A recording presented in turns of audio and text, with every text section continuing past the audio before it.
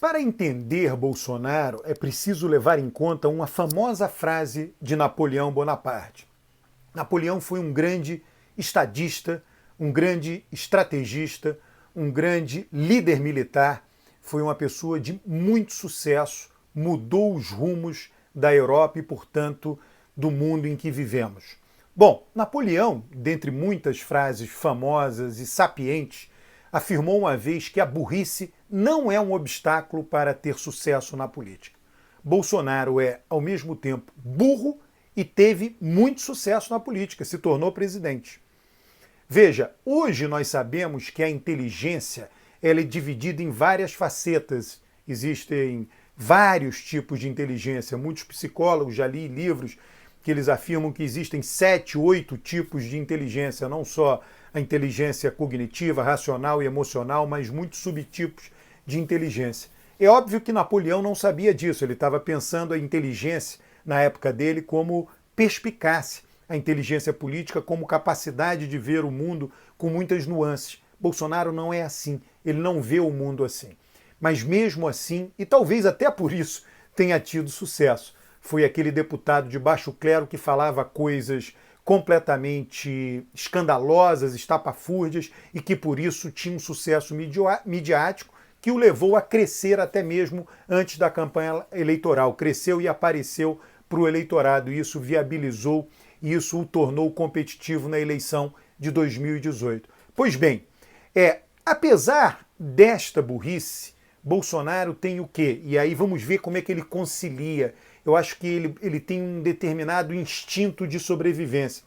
Ele estava na Câmara dos Deputados e viu Dilma Rousseff sofrer o impeachment, sofrer a deposição na Câmara dos Deputados. Então ele via, e os deputados conversavam, as informações chegando na Câmara.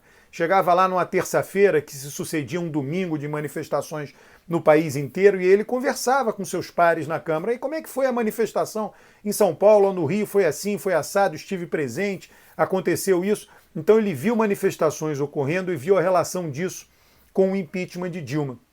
Ele viu o Centrão apoiando e depois desembarcando e saindo do governo de Dilma, e grande parte do Centrão votando a favor do impeachment de Dilma. Então ele viu várias coisas acontecerem. Nós não sabemos, eu não sei, você não sabe, como ele avalia cada uma dessas variáveis e qual o peso que ela dá a cada uma dessas variáveis. Mas uma coisa nós sabemos: no mandato anterior ao dele, a eleição anterior, que antecedeu a dele, a eleição de 2014, ele viu a presidente ser eleita e ser deposta.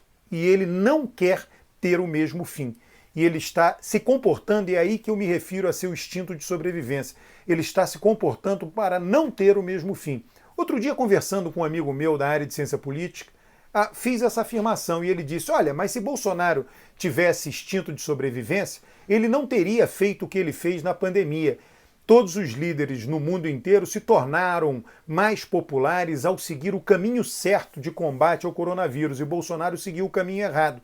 Isso mostra que ele não tem instinto de sobrevivência. Eu diria outra coisa: isso mostra que ele é burro, né? Mas a burrice dele de seguir um caminho da minoria, porque na verdade é o seguinte, ele escolheu o caminho dele, o posicionamento dele no combate à pandemia, foi um posicionamento minoritário no mundo. Ele, Trump e outros ditadores lá, o da Nicarágua, sei lá, dos países lá do leste europeu, da divisão ali entre a Europa e a Ásia, andaram seguindo, Bielorrússia, enfim, andaram seguindo esse caminho excepcionalíssimo, digamos assim.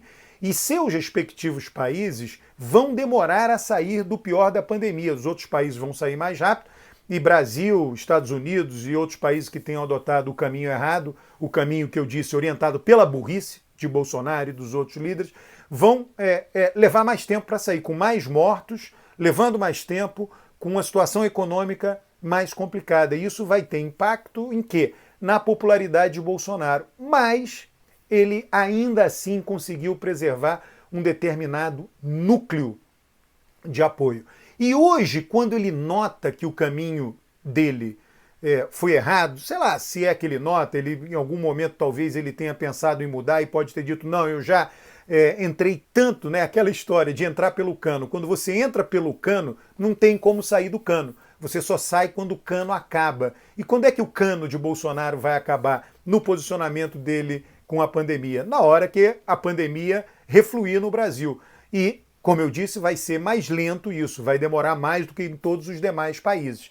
Bom, então Bolsonaro talvez tenha avaliado isso. Entrei pelo cano, só posso sair quando o cano acabar. Então o que eu posso fazer dentro desse cano para sobreviver? Trazer o Centrão para o governo, não criar mais ruído com a ala autoritária, utilizando a ala autoritária que apoia o meu governo.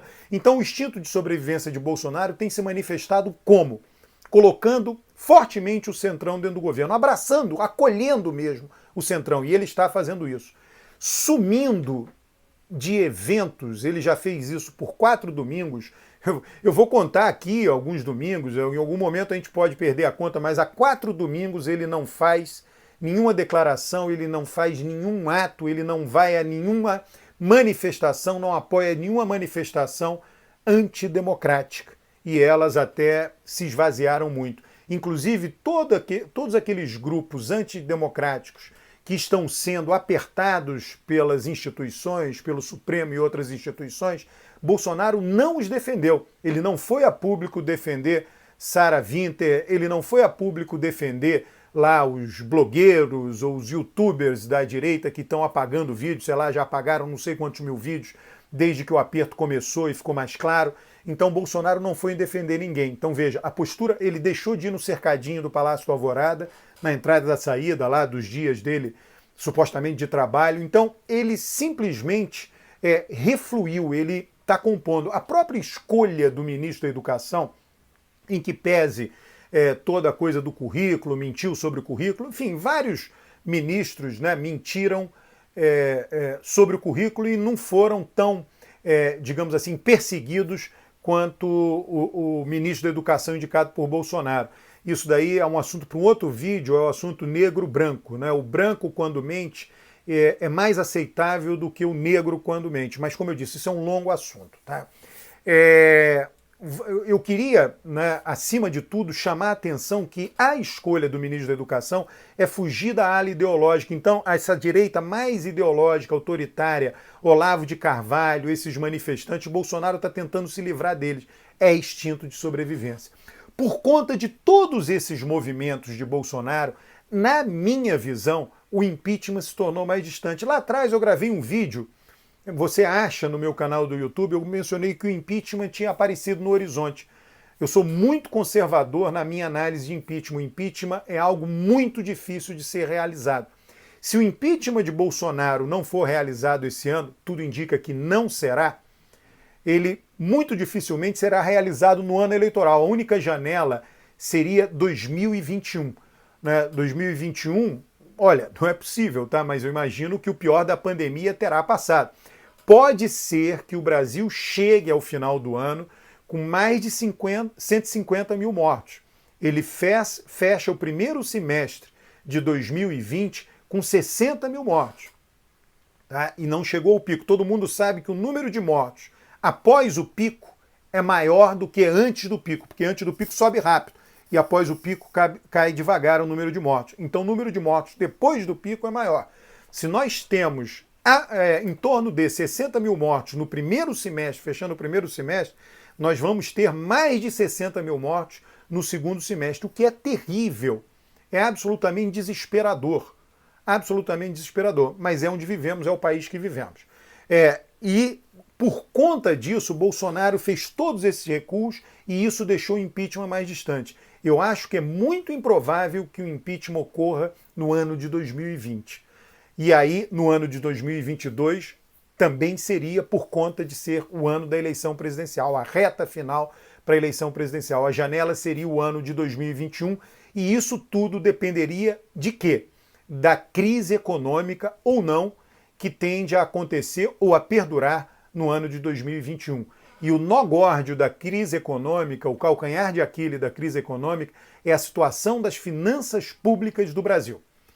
Se as finanças públicas do Brasil vão aguentar um socorro à economia por meio de intervenção estatal, seja transferindo renda diretamente para a população para que ela tenha condições de consumir, seja levando recursos para as empresas, emprestando a juros subsidiados, enfim, toda sorte de mecanismos na mão do governo federal para empurrar a economia, qualquer que seja a combinação de políticas, se isso irá acontecer ou não, e qual será a visão dos principais atores. Isso é algo que iremos debater, eu irei falar aqui neste canal. Por isso, não deixe de se inscrever no canal, não deixe de comentar os vídeos, não deixe de curtir os vídeos para aumentar aqui o alcance desse canal. Um grande abraço.